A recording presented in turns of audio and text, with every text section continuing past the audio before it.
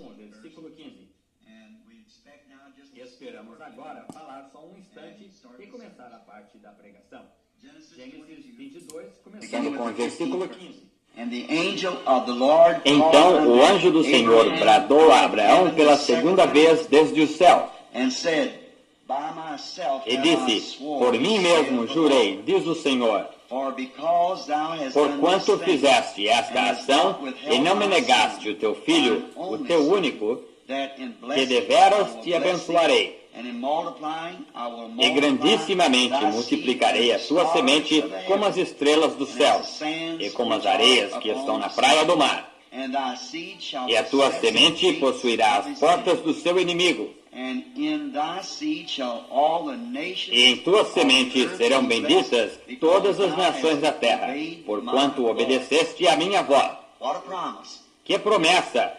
Por causa de obediência. Obediência é o que Deus quer. Certa vez foi dito que obediência é melhor do que o sacrificar. Obedecer o Senhor é melhor do que qualquer sacrifício que você possa fazer.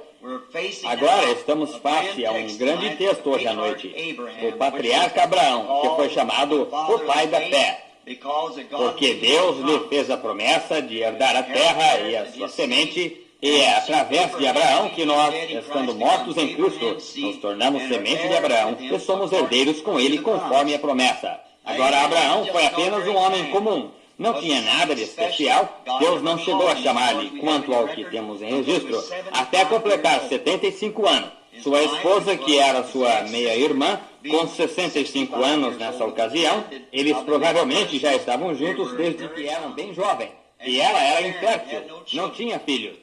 Deus chamou para uma separação completa, para separar-se do resto do mundo e de todo o seu povo e de todos os seus parentes. Havia algo especial para ele fazer.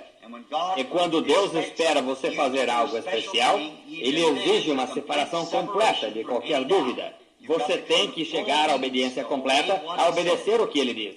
Deus exige. Você não pode fazer isso de forma diferente. E agora, ele sempre dá um exemplo. E esse foi o seu exemplo. Deu uma completa separação de toda a sua família e de todos os seus parentes e assim por diante, para andar com uma vida separada a Deus. Os anos passaram, nada aconteceu. Mas ainda assim, Abraão ficou firme, não desanimou. Ele nunca duvidou das promessas de Deus por incredulidade, mas foi fortificado dando louvor a Deus. Ano após ano, à medida que passavam, sem dúvida que muitos críticos vinham e diziam: Abraão, pai das nações, quantos filhos você tem agora?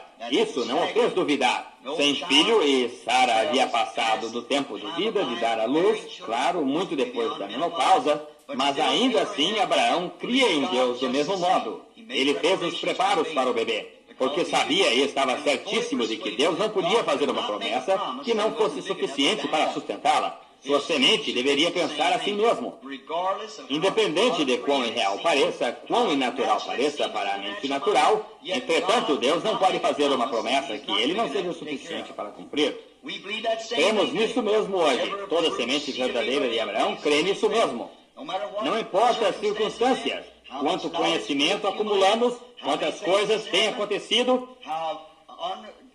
quão inatural seja para a mente natural, como insensato seja, ou melhor, para a mente natural, não faz nem um pouco de diferença. Se Deus disse que é assim, assim é. E a semente de Abraão está firmada no assim diz o Senhor. Caso encerrado. Verificamos que 25 anos mais tarde não havia filho. E ainda assim, Deus foi fiel em cumprir a sua promessa a Abraão, pois Abraão creu em Deus. O menininho apareceu em cena, o pequeno Isaac. Então, depois do pequeno Isaac aparecer em cena, então verificamos que Deus lhe deu um teste duplo. Ele disse: este filho, depois de ter agora 115 anos ou 20, tinha Abraão, ele disse: quero que leves o teu filho único, e o leves até a montanha, que eu te mostrarei, e lá oferece-o nessa montanha como sacrifício. Em outras palavras, destruir toda a evidência que ele tinha de que a promessa se cumpriria. Isso é tirar todas as coisas naturais. E Abraão disse: eu o recebi como se tivesse ressuscitado.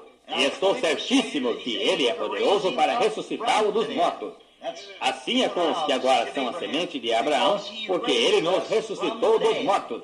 Estávamos mortos em pecados e ofensas. E aquele que foi poderoso para mudar a minha mente, mudar meus pensamentos, mudar minha natureza, mudar-me completamente. Ele pode fazer o que lhe agrada. O que ele disser, eu creio que é a verdade. E toda semente de Abraão crê nisso mesmo. Abraão, não desobediente a Deus, pegou o rapazinho e nessa manhã disse aos servos, esperem aqui com as mulas.